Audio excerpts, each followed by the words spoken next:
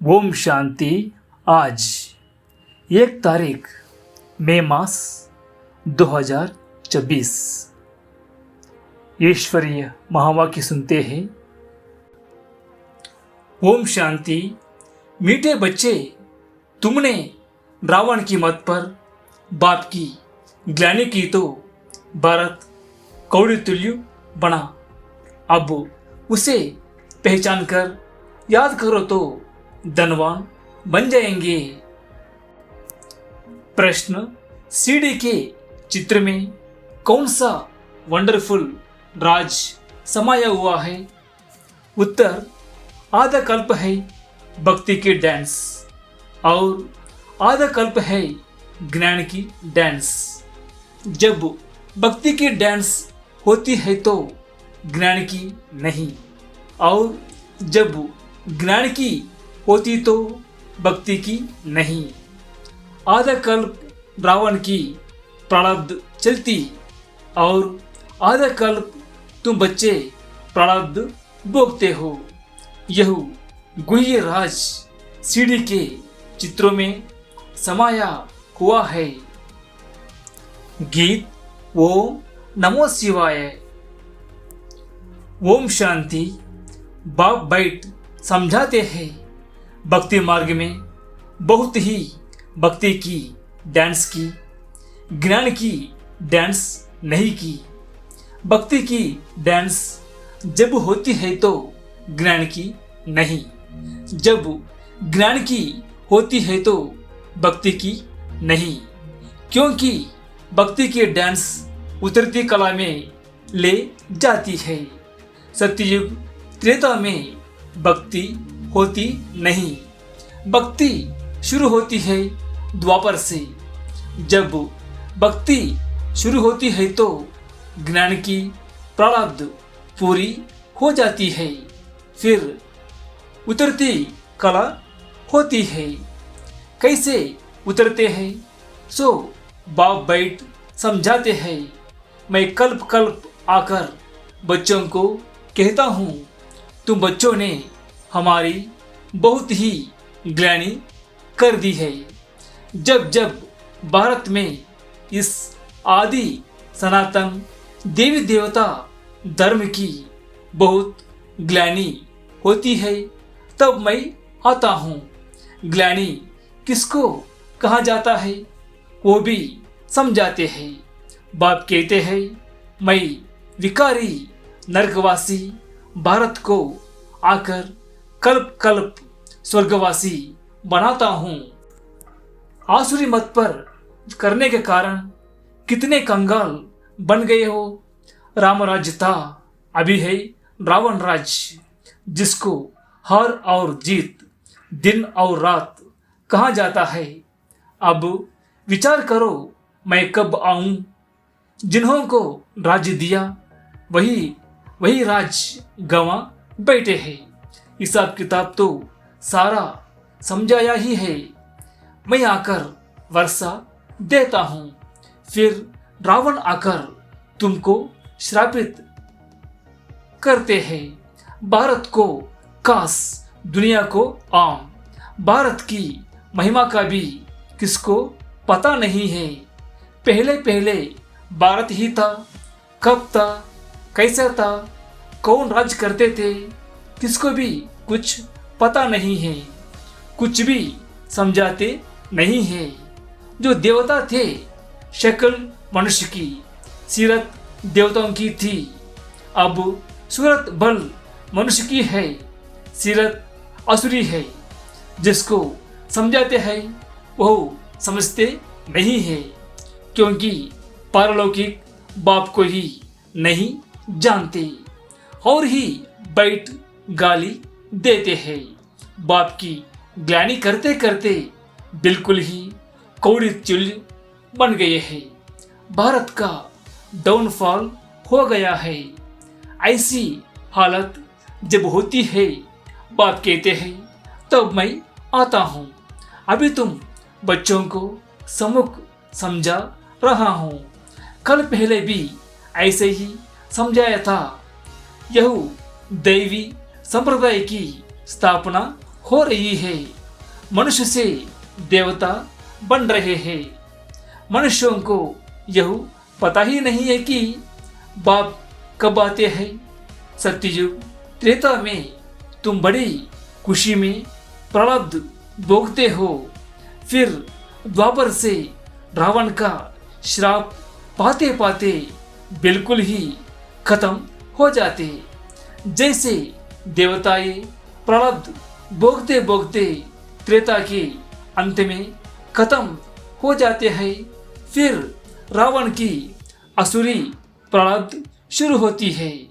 भक्ति भी पहले अव्यभिचारी होती है, फिर व्यभिचारी होती है। सीढ़ी टिक बनी हुई है। हर एक चीज सतो प्रधान, सतो रजो तमो बनती है, खाद पड़ती जाती है। तुम बच्चों को समझाया तो बहुत अच्छी रीति जाता है, परंतु धारणा कम होती है। कोई में तो समझाने का बिल्कुल अकल ही नहीं है। कोई अच्छे अनुभवी है जिनकी धारणा बड़ी अच्छी होती है। नंबरवार तो होते हैं ना। स्टूडेंट्स एक समान नहीं होते, कुछ ना कुछ नंबर जरूर रखेंगे। कोई को भी समझाना है बहुत सहज। बाप कहते हैं, मुझे याद करो, मैं तुम्हारा बेहद का बाप, सृष्टि का रचयिता हूँ। मुझे याद करने से तुमको बेहद का वर्षा मिलेगा। याद से ही खाद निकलेगी। सिर्फ यह समझाओ कि तुम भारतवासी सतयुग में सतो प्रधान थे, अभी इस कलयुग में तमो प्रधान बने हो। आत्मा में खाद पड़ती है। पवित्र होने बिगर कोई वहां जा नहीं सकते। नई दुनिया में आई ही सतो प्रधान। कपड़ा नया है तो कहेंगे सतो प्रधान, फिर पुराना तमो प्रधान हो जाता है। अभी सबका कपड़ा फटने लायक है। सब जड़ीभूत अवस्था को पाए हुए हैं। जो विश्व के मालिक थे वही बिल्कुल गरीब बने हैं, फिर उनको ही साहूकार बनाना है। इन बातों को मनुष्य नहीं जानते। भारत स्वर्ग था, इन लक्ष्मी नारायण का राज्य था, और सब धर्म वाले तो बाद में आए हैं। बाप तुमको रियल बात बैठ समझाते हैं। गीता का देखो कितना मान है। पढ़ते पढ़ते बिल्कुल ही नीचे गिर गए हैं, तब पुकारते हैं, हे पतित पावन आओ, हम भ्रष्टाचारी बन गए हैं। सदगति तो भगवान ही दे सकते हैं। बाकी शास्त्रों में तो सब है भक्ति मार्ग, तुम्हारी बुद्धि में बैठा हुआ है। हम बाबा के ज्ञान से देवता बनते हैं। अब सारी दुनिया से वैराग्य है। सन्यासी भी भक्ति करते हैं, गंगा स्नान आदि करते हैं ना। भक्ति भी सतो प्रधान, फिर रजो तमो होती है। यह भी ऐसे है। अच्छा, मीठे मीठे सिकिलदे बच्चों प्रति माता पिता बाप दादा का याद प्यार और गुड मॉर्निंग। रूहानी बाप की रूहानी बच्चों को नमस्ते। हम सभी रूहानी बच्चों की रूहानी माता पिता बाप दादा को याद प्यार और नमस्ते। शुक्रिया बाप दादा, शुक्रिया। धारणा के लिए मुख्य सार। पहली, पुरुषार्थ कर संपूर्ण गुणवान बनना है। कर्म कोई भी हो, लेकिन बाप की याद में रहकर करना है। कोई भी विकर्म नहीं करना है। दूसरी, यह पुराना कपड़ा अर्थात शरीर जड़ीभूत है, इससे ममत्व निकाल देना है। आत्मा को सतो प्रधान बनाने का पूरा पूरा पुरुषार्थ करना है। वरदान सदा अतीन्द्रिय सुख की अनुभूति करने वाले अटल अखंड स्वराज्य अधिकारी भव।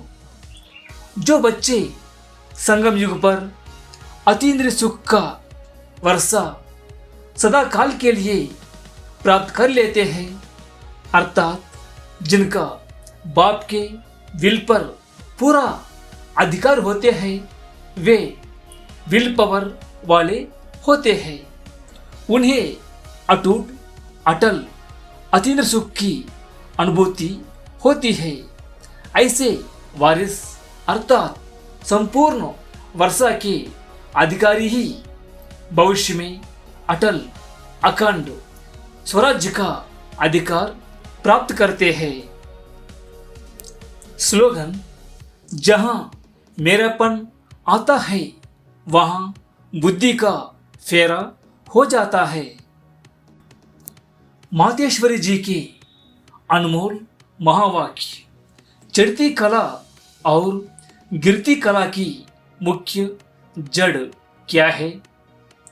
बहुत मनुष्य यह प्रश्न पूछते हैं कि जब इतना पुरुषार्थ कर जीवन मुक्ति पद को पाते हैं तो फिर वहाँ क्या कारण बनता जो हम नीचे गिरते हैं? बल हम कहते हैं कि यह हार और जीत का खेल है। इसमें चढ़ती कला और उतरती कला होने का भी कोई कारण जरूर है, जिस कारण के आधार पर यह खेल चलता है। जैसे पुरुषार्थ से हम चढ़ रहे हैं, वैसे गिरने का भी कारण जरूर है। अब कारण भी कोई बड़ा नहीं है, जरा सी भूल है। जैसे परमात्मा कहते हैं, मुझे याद करो तो मैं तुमको मुक्ति जीवन मुक्ति पद दूंगा। वैसे ही जब बॉडी कॉन्शियस हो परमात्मा को भूलते हैं तो गिरते हैं, फिर वाम मार्ग में चले जाते हैं।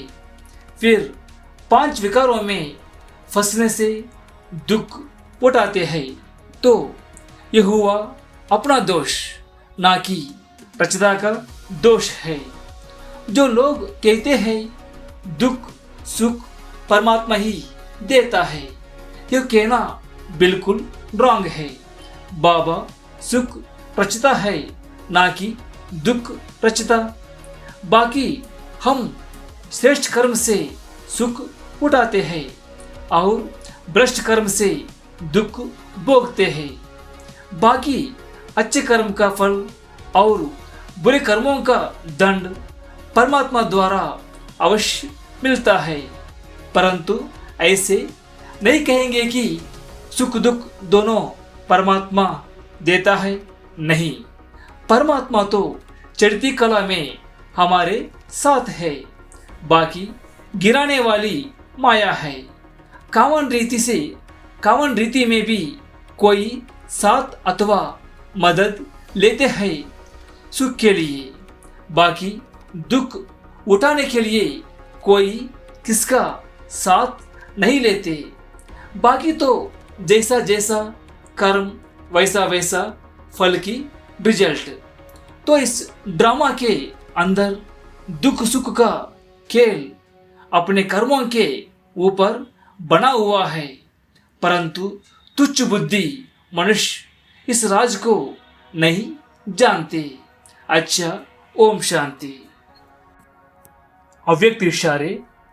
सदा अचल अडोल एक रस स्थिति का अनुभव करो। समय प्रमाण अब सदा अचल अडोल सर्व खजानों से संपन्न रहो। थोड़ा भी डगमग हुई तो सर्व खजानों का अनुभव नहीं होगा।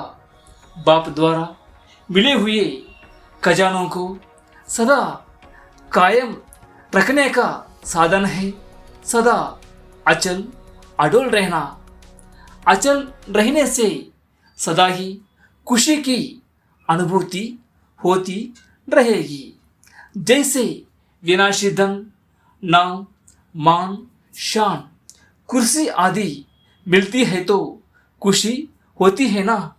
यह तो अविनाशी खुशी है, लेकिन यह खुशी उसे रहेगी जो अचल अडोल एक रस स्थिति में रहेंगे।